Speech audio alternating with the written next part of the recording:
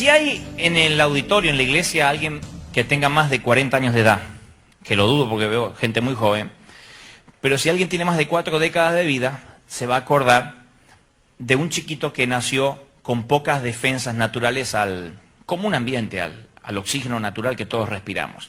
Era un chico que no tenía defensas, por más vacunas que le dieran, no tenía anticuerpos ante las enfermedades. Y entonces, hace 40 años atrás, una idea genial que le pareció a los científicos fue colocar al niño dentro de una burbuja, dentro de una membrana plástica. Se llamó el niño de la burbuja.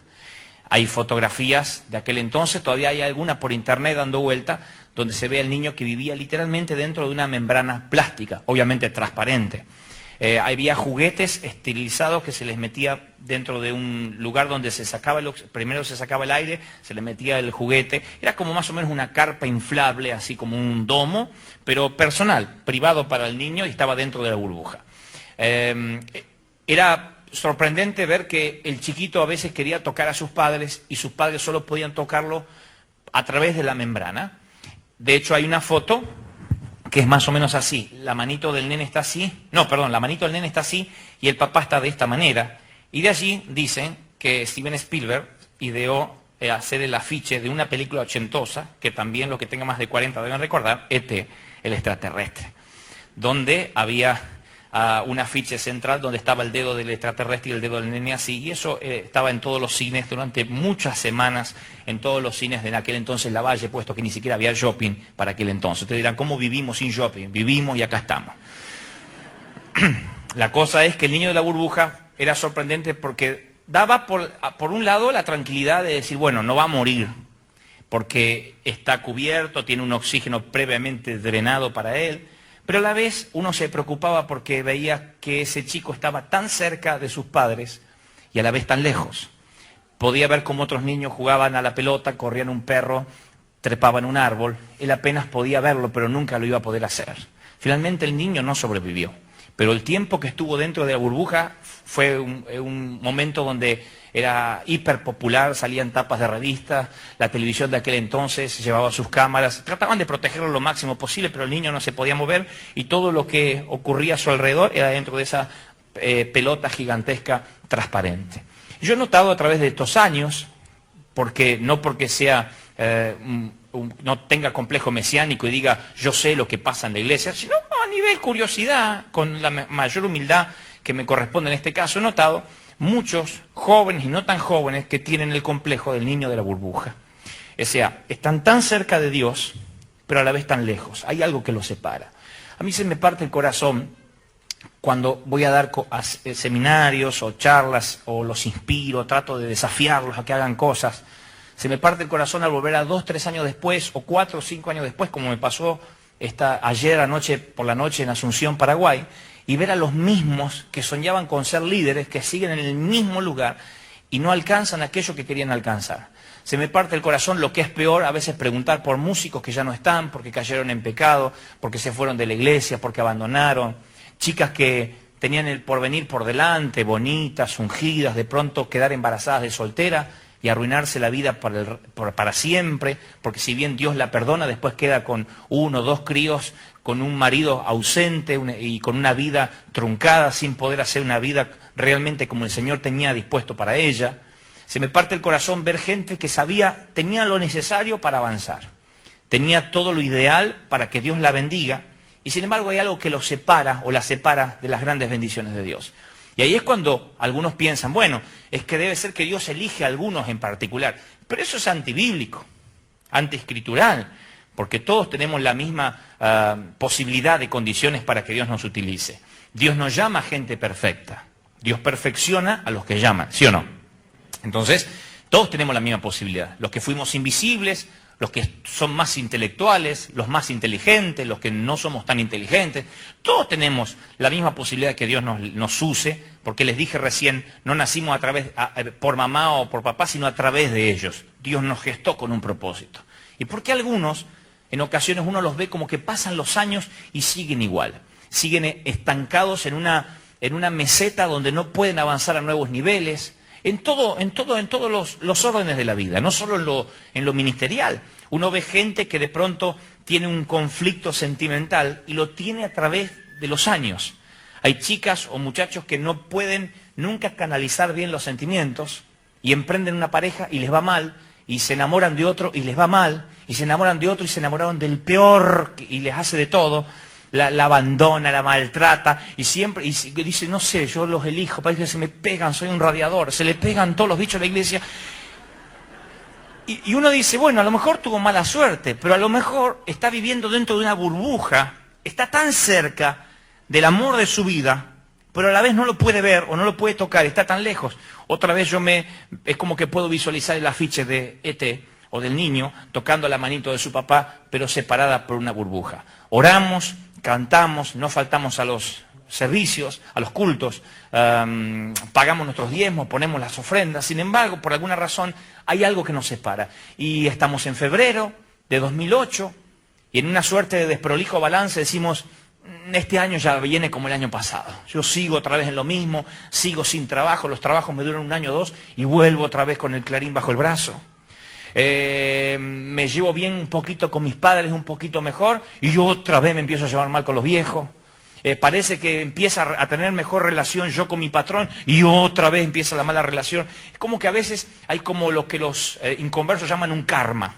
Algo sobre algunas personas que dicen, siempre hay algo que cronológicamente me vuelve a pasar, como que crónicamente, más que cronológicamente, crónicamente me vuelve a pasar, y cronológicamente también, porque continuamente, cada determinado tiempo, vuelve a caer en lo mismo. Y entonces nos sentimos como personas de burbuja.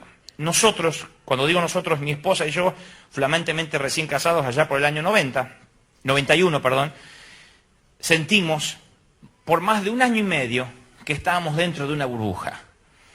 Todo lo que hacíamos, aunque era de corazón, aunque yo en aquel momento tocaba la batería de la iglesia, dirigía los coros, mi esposa tocaba el teclado, todo lo hacíamos con mucho corazón, de hecho servíamos entre los jóvenes, pero por alguna razón veíamos como que la economía nuestra privada estaba trabada. Horrores era juntar plata para el alquiler, no podíamos, y cada mes era, aguánteme, me faltan 2 pesos, ya le voy a pagar, no podíamos pagar la luz, no podíamos pagar el gas. Y ganábamos dinero, pero por alguna razón teníamos como si hubiese una pérdida en el barril que por algún lado se nos iba. Mi esposa, por primera vez, que nunca lo hizo de soltera, tuvo que poner la cara para pedir fiado en el almacén, decir, mire, le vamos a pagar, mi marido está trabajando. Yo me deslomaba trabajando y no nos alcanzaba el dinero. En la iglesia era como que el pastor no veía nada en mí. Y entonces, a pesar de que yo ponía mi corazón, él decía, no sé, no siento paz. Y contra eso, ¿qué le vas a decir al pastor? Porque si dice, mira, desafinás, uno va a aprender a afinar. Si uno dice, ponete corbata, uno se pone la corbata. Pero si él me dice, hay algo en vos que no me da paz. Yo decía, pero ¿qué quiere? Porque yo estaba haciendo lo mejor. No había ni pecado oculto. Si no, yo se los diría, miren, sí, estaba ocultando algo. No había, hasta donde la mente me daba, yo tenía, hasta donde recordaba, yo tenía una vida santa, proba, íntegra. Tenía deudas, pero honraba mis deudas, iba y pagaba, y si no podía, iba y daba la cara, decía, le voy a pagar. O sea, pero nos encontramos como en una cinta, esa que son para adelgazar, donde corría, sudaba, y no llegaba a ninguna parte. Por alguna razón, alquilábamos nuestra primer casa, que era nuestra casilla chiquitita, pequeñita, pero era nuestro primer nido de amor. Para aquel que está recién casado, aunque sea la casa chiquitita, compartirla con el amor de su vida, es algo increíble, grandioso, es un palacete, es algo increíble, aunque era chiquitita. Pero el día que la alquilamos, empezamos a notar algo raro, un olor raro en la casa, y nos dimos cuenta que la casa literalmente estaba sobre una laguna hecha, y entonces la humedad al segundo día empezó a subir así, y la casa empezó a transformarse en el Incredible Hulk, estaba verde así. Verde. Se ve que la dueña de la casa la pintaba para alquilarla rápida a los primeros onzos que pasaban. Al cuarto día la casa estaba verde, los zapatos se nos llenaron de musgo, literalmente. Una semana y media teníamos caracoles caminando en la... Sí, caracoles caminando sobre los zócalos de la parte, en los zócalos, en la parte de arriba del techo. Apretábamos el inodoro y de pronto se generaba el efecto inverso. No voy a dar más detalles, por cuestiones de buen gusto. Entonces... Y uno dice, bueno, pero es el inodoro, pero hay un momento que cuando uno aprieta el inodoro y lo que se tenía que ir viene, uno dice, no, es la gota que rebasó el vaso. Mi esposa me miró y dijo, mira, acá todo nos sale mal. Hay algo que estamos haciendo mal, no podemos tener hasta mala suerte en el inodoro. Ponía una bombita, hacía ¡puf! Y explotaba. Entonces dijimos, bueno, nos equivocamos de casa, vayamos a otro departamento, y apenas 2 meses habíamos vivido ahí, y ustedes saben que cuando uno alquilaba hace muchos años, había que poner inclusive mucho más dinero de lo que se pone ahora para alquilar una casa o un departamento. Había que poner como 3 meses de depósito, 3 meses de llave, 1 mes de comisión, y todo ese dinero lo perdimos porque la casa, literalmente, los caracoles nos llevaban en andas. Entonces nos fuimos a otra casa. Y dijimos, esta sí, hay lagunas abajo, no hay lagunas a las redondas, nos aseguramos de que no hubiera humedad, y cuando entramos a la casa nos tocó una dueña que nos hacía la vida imposible. Una italiana decía, no me clave clavita en la pared, si me clava clavita en la pared yo siento ruido, lo echo de la casa, decía. Entonces yo no podía clavar un cuadrito. Entonces son cosas cotidianas, triviales. A la distancia digo, mirá los problemas que yo tenía, comparado con problemas que algunos de ustedes habrán pasado o deben tener, lo mío es trivial. Lo que yo trato es de que ustedes puedan ver el panorama de lo que significa vivir en una burbuja. Vivir en una burbuja no significa estar en pecado, que la tragedia golpea mi vida, que se me muere necesariamente un ser querido. Significa que de pronto firmamos un contrato, nos estafan. Alquilamos una casa, nos sale mal. Nos compramos nuestro primer autito y resulta que estaba fundido. Y uno empieza a pensar, Dios no se ocupa de mis pequeñas cosas. No está Dios en mis pequeños... No le interesa. Yo sé que está con Freyson en las Naciones Unidas, y en Almolonga, y Bucaramanga, y los Longos, y los Anga, todos esos lugares donde anda el pastor. Pero, es un lugar extraño que lo encuentra él nomás. Pero, ¿viste? Yo conocí más de geografía congregándome acá que en la secundaria.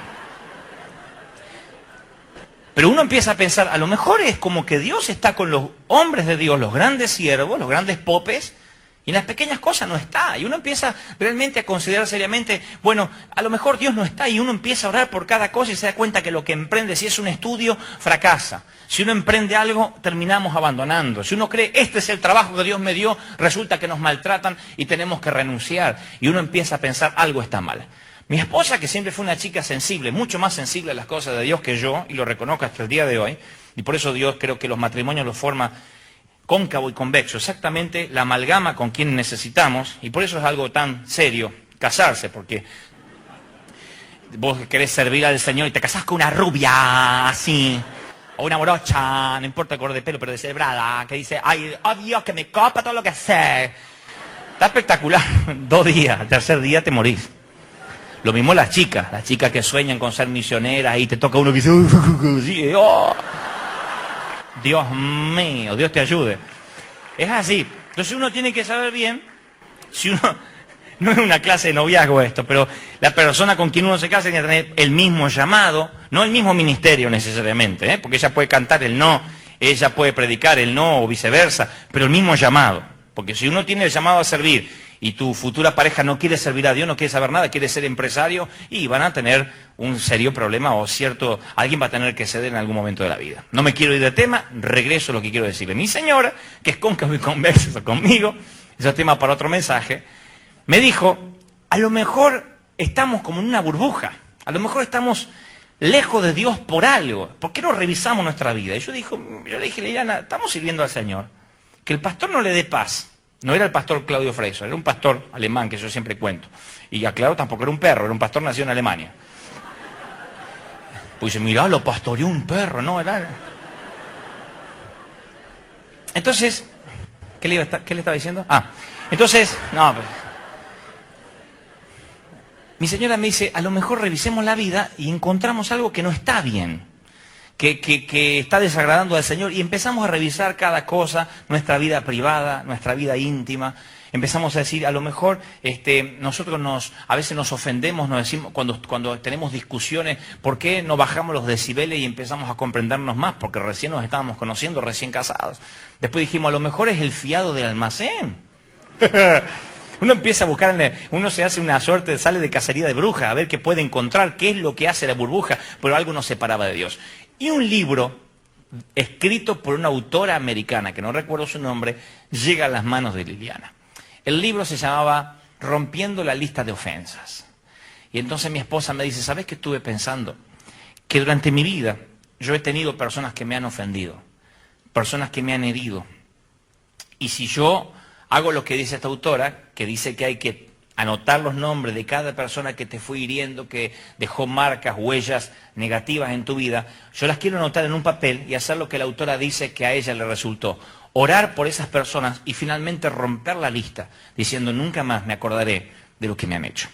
Yo le dije, bueno, si esa es la causa de la burbuja, no sabía que tenías ese problema. Yo la verdad que nunca tuve problemas con nadie, pero sería bueno sacar el anatema de casa, circuncisa.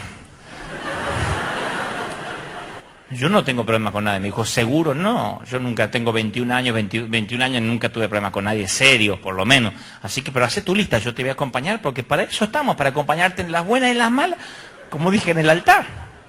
Así que mi esposa, en voz alta, empezó a hacer la lista del perdón. Ella fue muy tocada por un pasaje bíblico, que también, como les dije al inicio, en ocasiones uno lo lee como un pasaje más de la escuela dominical, pero tiene otro sabor y otro peso cuando uno pasa por la crisis. El pasaje bíblico que ella leyó estaba en San Mateo 6:13, que dice, San Mateo 6:13, ¿sí? ¿Dije bien? Sí, estoy en otro lado yo, San Mateo 6:13. Dice, y no nos metas en tentación, mas líbranos del mal, porque tuyo es el reino, el poder y la gloria por todos los siglos. Amén. El final del Padre Nuestro. Cuando al Señor le dicen, Señor, enséñanos a orar, y Él enseña cómo orar. Y el final del Padre Nuestro es ese, ¿no? Y dice, no nos metas en tentación, mas líbranos del mal, porque si perdonáis a los hombres sus ofensas, también os perdonará a vosotros vuestro Padre Celestial. Mas si no perdonáis a los hombres sus ofensas, tampoco vuestro Padre os perdonará vuestras ofensas. O sea, mi esposa había sido tocada por esto porque decía, es increíble que el Señor enseña a orar, cuando le dicen cómo debemos orar, y da 6 temas. Si ustedes revisan el Padre Nuestro, van a ver que tiene 6 temas básicos. 6 temas muy puntuales. Están bien divididos. Las gracias por el pan, reconocer a Dios que está en el cielo, reconocer su voluntad. Son 6 temas que no vienen al caso ahora. Pero después que termina de decir amén, resalta lo que al criterio del Señor era lo más importante de la oración. No dice, y no olviden dar gracias por el pan. No dice, y no olviden comenzar la oración diciendo Padre Nuestro. No, dice, porque si perdonáis a los hombres sus ofensas, también os perdonará vuestro Padre Celestial vuestras ofensas. Con la misma vara que medís, serás medido. En alguna ocasión el apóstol Pedro, que siempre le funcionaba más rápido la lengua que el cerebro, va y le dice, Señor, ¿hasta cuándo tenemos que perdonar? Y escuchen, le dicen ustedes, escuchen, hasta 7. Él dijo, si perdono hasta 7, soy un súper espiritual. Y el Señor le dijo, no, hasta 70 veces 7. No hasta 7 veces, sino 70 veces 7. El Señor recalcó el perdón como un estilo de vida, como una actitud de vida. Y mi señora me dice, a lo mejor, insisto, mis problemas en el pasado están trayendo esto a nuestro matrimonio, porque ahora somos uno. Yo le dije, yo te voy a acompañar, y empezó a hacer la lista. Y en la lista puso, yo pensé que iba a poner una gran traición, algo así, pero dijo, voy a poner ahí a mi mamá, puesto que si bien es una excelente mamá y la amo con todo mi corazón, ella, porque así eran los padres antes, nunca resaltaba mucho lo positivo mío y siempre marcaba cuando yo me equivocaba. Entonces cuando yo hacía algo malo decía, Liliana, eso está muy mal. Y cuando ella hacía algo bueno decía, no te tengo que felicitar porque te correspondía hacerlo. Esa era una filosofía de los padres de antes. Le digo, bueno, pero eso es un detalle, Lili. Sí, pero yo lo quiero anotar porque me doy cuenta que eso, a lo mejor yo nunca se lo perdoné a mi mamá. Y anotó ahí mi mamá, Marta, mi suegra.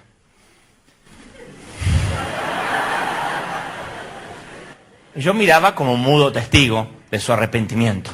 Ella estaba haciendo la oración del penitente ahí, yo la miraba como si fuera un predicador desde el Olimpo, mirando cómo ella se arrastraba en el barro y recordaba las viejas deudas del pasado. La segunda persona que puso en la lista, que no voy a mencionar su nombre por razones obvias, dijo, tengo una amiga de la iglesia, casi amiga de la escuela dominical, que siempre estaba ahí como chicañándome. Siempre compitiendo conmigo y hasta en ocasiones cuando a mí me gustaba algún chico, ella se apuraba para conquistarlo ella. Así que yo la quiero anotar, aunque ya somos grandes, pero la quiero anotar. Yo dije, bueno, Liliana, yo no pensé que había que entrar tanto en detalle, porque si es así yo tengo un par.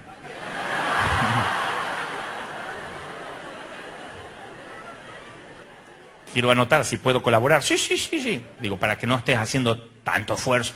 Yo quisiera poner a mi profesor de la escuela secundaria.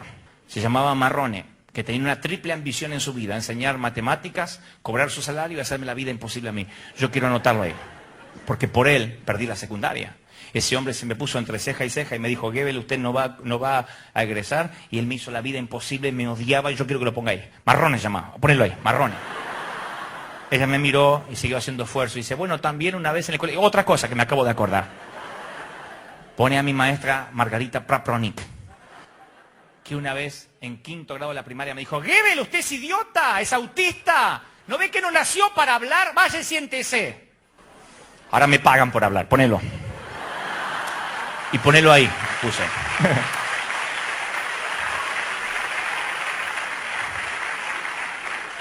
Mi señora seguía pasivamente tratando de confeccionar su lista. Digo, ¿y se puede poner familiares? Le dice, cualquiera que te haya dicho, mis hermanos, poné a mis hermanos ahí. 3 tengo, ponelos, los 3. Porque no sé por qué, porque fui el menor, no sé por qué, porque fui un disgusto, pero parece como que vine a la familia como de regalo y a todo el mundo les molesté. Ponelo ahí porque nunca, jamás se portaron bien como hermanos mayores míos. Yo quiero que los anotes ahí. Al cabo de 10 minutos me había adueñado de la lista y estaba anotando gente. Y el pastor, no siento paz, no siento paz. Ponelo ahí. Y empezó.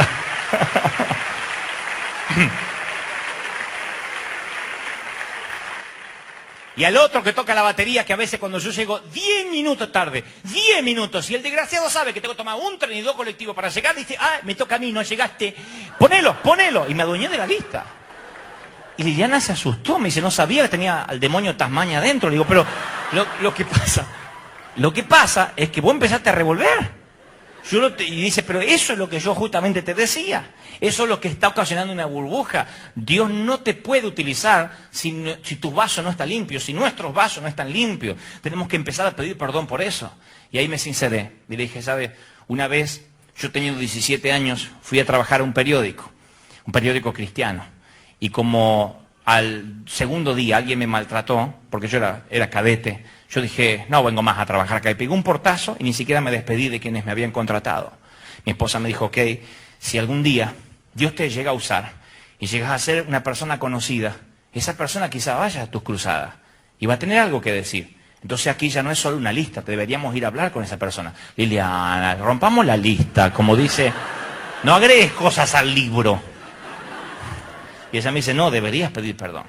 Y yo le dije, también mi pastor anterior, el que me bautizó, una vez él se enojó conmigo y yo dije, bueno, me voy a otra iglesia, y nunca más aparecí, simplemente me dejé de congregar. Y yo creo que aunque tenía 14 años, cualquiera con 14 años es esas cosas. Y ella dijo, no, deberías ir a hablar con él. Así que ella empezó a hacer una segunda lista de personas a las cuales personalmente yo tenía que empezar a ir a ver. Y lo hicimos con mucha vergüenza, muchísima vergüenza. Yo tenía 21 años cuando fui a hablar con aquel empleador. Le dije, ¿usted se acuerda de mí? Me dijo, no tengo idea. Yo la miraba a mi señora diciendo, viste, no se acuerda. Bueno, yo trabajé acá 3 días. Al tercer día, un diagramador suyo me maltrató y entonces yo me fui dando un portazo. Eras vos. Sí. Pero ahora yo quiero que Dios me use y no quiero que nada me separe de lo que Dios va a darme. Quizás Dios algún día me haga conocido y no quiero tener una cuestión que no esté arreglada. Él me dijo, ok, era Marcelo Lafitte, el director del Puente, quien después me puso en tantas tapas de periódicos del Puente e hizo cobertura de todas las cruzadas, muchos años después. Le dije, yo quiero pedirle perdón porque era un adolescente, yo no sabía lo que hacía. Fui a pedir perdón a mi primer pastor, que me dijo, yo no me acuerdo, ¿quién soy? Le digo, yo... Y le conté qué había hecho. Y él dijo, no me acordaba. Le digo, pero le quiero pedir perdón, porque algún día no quisiera que usted me diga, ese salió en desobediencia de mi iglesia. Y de pronto empecé a preparar mi corazón para algo grande que quizás Dios podía darme. Quizás no. Quizás estaba condenado a vivir en una burbuja por alguna otra razón. Pero ¿qué tal? ¿Qué tal si mis problemas con la falta de perdón me habían puesto dentro de una burbuja? ¿Qué tal si cosas que yo nunca había arreglado eran lo que estaban amarrándome a mi pasado, hipotecando mi presente y arruinándome mi futuro?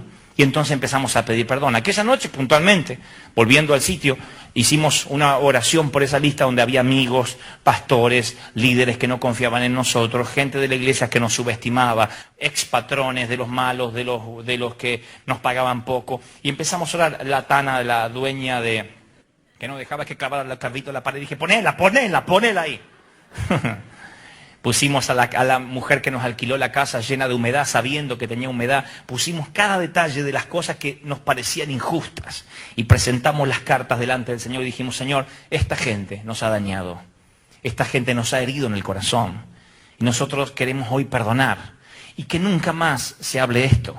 Porque el perdón es una actitud del corazón. O sea, yo decido estar en paz con los demás.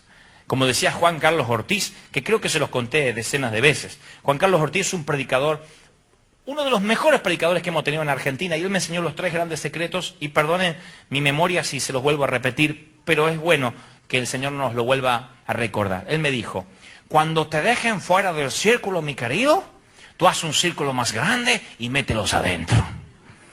Cuando no te quieran a ti y te digan, ay, están hablando mal de Dante Gebel, ¿te pasó? Oh, le digo muchas veces, qué bueno.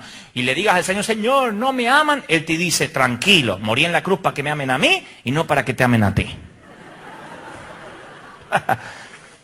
Y el tercer consejo, haz una lista de las personas con las que sabes que vas a fracasar, pero de todos modos los vas a amar. Porque el día que decides con quiénes vas a fracasar, ese día decides con quiénes vas a tener éxito. O sea, si tú quieres tener éxito con llevar el evangelio a los inconversos, muy probablemente tengas fracases con los religiosos, con los tradicionalistas que dicen, hace chiste cuando predica, no usa corbata. Es muy probable que esa gente te critique. Ponlos en la lista, de modo que cuando escuches su murmuración, tú no te enojes y tú digas, ya sabía que me iban a criticar, ya los puse en la lista hace tiempo. Esos son los 3 grandes consejos de Juan Carlos, que los aprendí mucho después. Cómo me hubiese gustado saberlos cuando hicimos aquella lista. Que el perdón no es una disculpa, porque en Argentina se estila decir, bueno, ya le pedí disculpas, ya le dije eso, esencialmente cuando se pelean las vedettes, cuando se pelean las actrices, que dice, bueno, ya le pedí disculpas, si me estás mirando por televisión en lo de Real, te pedí disculpas. Eso no es un perdón. La disculpa es lo que uno hace cuando uno se lleva a alguien por delante, que le dice, disculpa, y sigue caminando. Eso es disculpa. Perdón significa, nunca más me acordaré de lo que me has hecho. No hay memoria. Como yo quiero que el Señor me perdone a mí, así te voy a perdonar. El Señor cuando nos perdona, no solo se olvida, sino que se olvida de que se olvidó. O sea, rompe el disco rígido. No es que como hacen en las computadoras, que si uno busca en el disco rígido, puede encontrar esa información que en un momento desapareció. El Señor lo borra de elementos eliminados y se olvida de que se olvidó. Por eso a veces oramos mal cuando decimos, Señor, yo sé que es la 3ª vez que caigo en esto. El Señor no tiene memoria de eso. Porque cuando Él se olvida, no hay más memoria. La Biblia es registro de eso. Que David adultera. Ustedes conocen la historia de David, que está en una azotea, ve una mujer semidesnuda en la azotea contigua. Y como yo una vez les conté que me lo enseñó un predicador a decirlo poéticamente, porque siempre hay niños en la iglesia cuando uno cuenta esta historia, no quiere entrar en detalles morbosos que la Biblia los da. Miróla, codicióla, trajóla, acostóla, preñóla.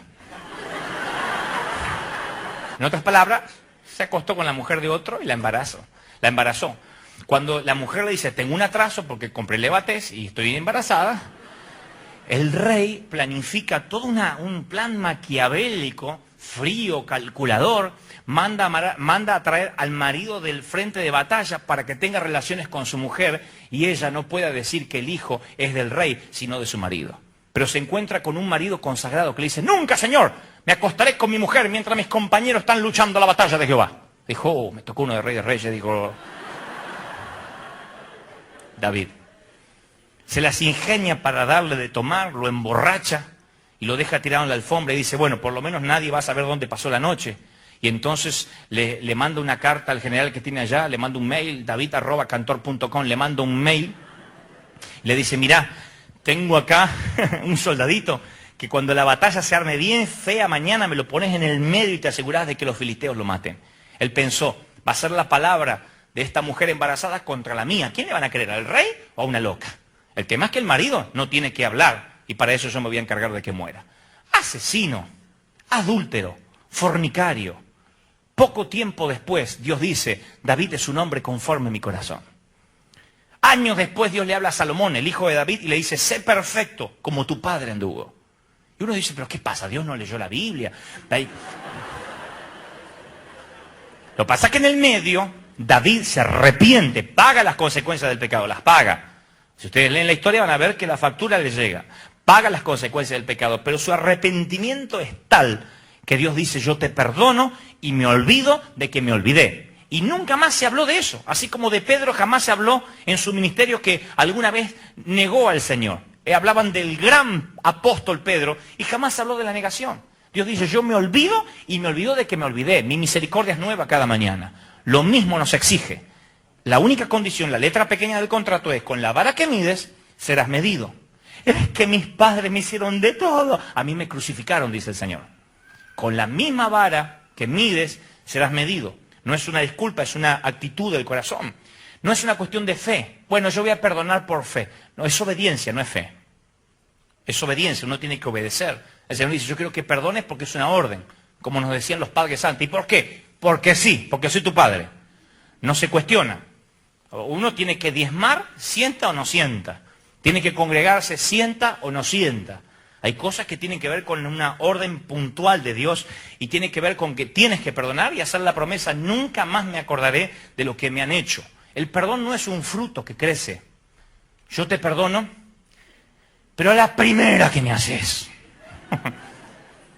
No es un perdón condicional. ¿Cuántas veces nos han herido en el alma cuando nos han dicho, yo te perdono, pero te voy a mirar de cerca? Mis maestras me decían eso.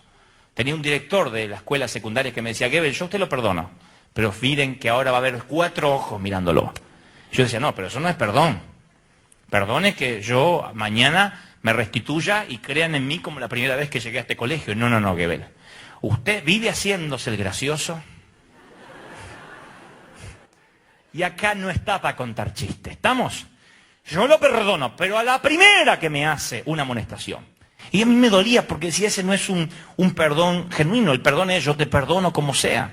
Yo te perdono aunque no te merezcas mi perdón, porque mi estilo de vida es perdonar. Yo te perdono aunque no me pidas mi perdón, igual te voy a perdonar, porque mi estilo de vida es perdonar. ¿Te merezcas mi perdón o no te lo merezcas? Cuando apedreaban a Esteban, el primer mártir de la iglesia, él perdonó a sus victimarios entre piedra y piedra. Decía, no es que después que se le fueron los magullones y se le pasó el dolor, dijo, bueno, los perdono, ya está, entre piedra y piedra. Cuando uno más le salta el Tasmania de adentro, pum, pum, pum, él le decía, perdónalo, Señor, perdónalo. Y él los perdonó. Eso fue lo que conmovió a Pablo, a Saulo en aquel entonces. Vio que él perdonaba a sus victimarios entre piedra y piedra. ¿Quién le estaba pidiendo perdón a Esteban? Nadie. ¿Quién se merecía el perdón de Esteban? Nadie. Vayamos más profundo, veamos al Señor antes de expirar diciendo, perdónalos porque no saben lo que hacen. ¿Qué soldado romano le estaba pidiendo perdón? ¿Quién de los que estaban ahí merecíamos o merecían su perdón? Ninguno. Pero él enseñó y vivió lo que había enseñado toda la vida, que su estilo de vida era perdonar, aunque no nos nacen. No es tampoco una cuestión, bueno, lo digo y se acabó, está bien, lo perdono, pero no lo quiero ver más. El perdón tiene que ver con la restitución. Yo sé, voy a hablar ahora en un ratito cuando dé la lista del perdón, que hay situaciones muy escabrosas como por ejemplo un padre abusador, un esposo infiel, un padre castigador, abusador verbalmente o violento, que uno no dice, uno no le está pidiendo como siervo de Dios, vayan y vuélvanse a casar con aquel hombre que es un pirata. Yo no estoy diciendo, bueno, denle una nueva oportunidad a aquella persona que los hizo sufrir. No estoy hablando de ese tipo de restitución, de necesariamente hacer eso. Estoy hablando de restituirnos el corazón, el alma hacia esa persona. Porque cuando uno tiene dolor hacia una persona por algo que nos lastimó, uno mantiene prisionera a esa persona. Y esa persona a lo mejor después se arrepiente, se arregla con el Señor. Y nosotros nos quedamos en una amargura de corazón, en una amargura de espíritu que nos pone dentro de una burbuja y que no podemos salir. No es cuestión de decir, bueno, ya lo perdoné en el nombre de Jesús por la fe. No es fe, es obediencia, que es muy diferente. Mis 2 hijos, yo estoy viviendo lo que muchas veces me contaba un predicador amigo de Chile, que él decía que tenía 2 hijos peleadores y entonces les hacía dar 4 pasos. Nos cuesta dar esos 4 pasos con nuestros hijos porque esencialmente el más chiquito nació en una noche de tormenta. No sé qué comimos la noche que lo gestamos o que habíamos mirado por televisión, pero ese chico en vez de Kevin debería llamarse Twister. Entonces nos cuesta seguir los 4 pasos, pero en ocasiones lo hacemos. 4 pasos que aprendimos de un predicador que también tiene 2 hijos varones. como todo hijo, como todos hermanos varones, ellos se aman, se quieren, se protegen, pero de pronto se arman Nagasaki y Hiroshima en casa. Están a punto de matarse el uno al otro, literalmente, y uno escucha gritos, ¡ah! ¡Pum! ¡Pum! ¡Pum! Uy, sillas que caen, y uno se siente como en la vieja serie de Batman, ¡plaf! ¡Pim! ¡Pum! ¡Qué buenas las cosas! Y yo llego, y a veces ni los podemos separar, y no los podemos hacer callar, y entonces usamos los 4 pasos para lograr el verdadero perdón. Primero le decimos, yo quiero que se abracen y se pidan perdón. ¡No, no! Penitencia, si no se abrazan. Penitencia, no miras cartones y el otro no juega los jueguitos. Penitencia. No, no, quiero que se abracen. Penitencia. Y se abrazan. Pero ese abrazo es como, bueno, lo hago por no tener la penitencia, es como si le hubiese dicho abrazar ese cactus. Es un abrazo. Y ese es el abrazo del cactus que nosotros hemos hecho toda la vida. Yo recuerdo haber estado en Santas Cenas, porque estaba en una iglesia muy tradicional, donde el pastor decía, no coma ni beba juicio para sí. Y vos estabas con el pan, ¡ah! Las veces que habré hecho que comía y dije, ¡ah! Y lo metí en el bolsillo así. Pero por temor, digo, a veces soy más tragante, me tienen que sacar con las patas para adelante, porque se contaban leyendas urbanas de gente que comió la Santa Cena indignamente y la sacaron muerta, seca. Y se cantaban himnos, no era como una fiesta como es la Santa Cena acá, se cantaban himnos para recordarte que podías morir en cualquier momento. La sangre de Jesús. Cantaba. Vos estabas con el pan así. De un pánico porque te acordaba todos los pecados juntos. Entonces, y muchas veces el pastor decía, si usted tiene un problema con un hermano, vaya y arregle. Y a veces el hermano con el que quería arreglar no estaba. Y te veía, acá puede disimular si no toma la Santa Cena. Cuando sos 30 miembros, estás en Gran Hermano, tenés todas las cámaras mirándote así. O sea, tenés que comer o comer el pan. Entonces yo decía, ¿qué hago? Porque no está. Vaya y arregle su vida con el hermano. Entonces uno decía, Señor Jesús, hablaba en voz alta para que escuchen 2 o 3 testigos. Le perdono a la hermana Carmela, Señor. Pero era un abrazo al cactus. Cumplo, porque si no me voy a morir. Y ese no es el verdadero perdón. Tampoco es el verdadero perdón cuando mis hijos se abrazan, se dan un abrazo. Entonces el segundo paso es yo quiero que ahora se den un beso.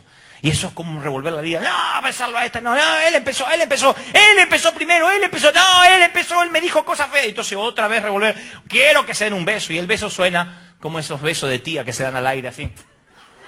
Y tampoco es cariñoso. El tercer paso, yo quiero que ahora se pidan perdón. Entonces recién ahí, si uno de ellos está quebrado, se mira a los ojos con el otro y dice perdón. Perdón. Y si la pelea fue muy fea, le decimos, yo quiero que ahora hagan una oración y le digan a Jesús que nunca más se van a pelear. Ahí es como que otra vez todo quiere volver a saltar, pero ya están más quebrados, ya los psicopateamos bastante para llevarlos al verdadero perdón. Ya están tomados de la mano. Y entonces uno dice, Señor, yo te pido perdón porque en realidad yo empecé, y lo dice, yo también empecé. Y ahí repiten todos los pasos, pero sin que los obliguemos o los amenacemos de penitencia. Y nosotros sabemos que nos podemos ir tranquilos porque ellos no se van a volver a pelear, por lo menos los próximos 10 minutos. Porque son varones. Pero por lo menos hemos logrado un perdón genuino. No es perdonar porque si no va a tener penitencia, porque eso es abrazar el cactus. Tenemos que lograr ese verdadero perdón. Y ese es el perdón que yo recuerdo allá por el año 90, que nosotros hicimos una noche en un frío departamento de José León Suárez.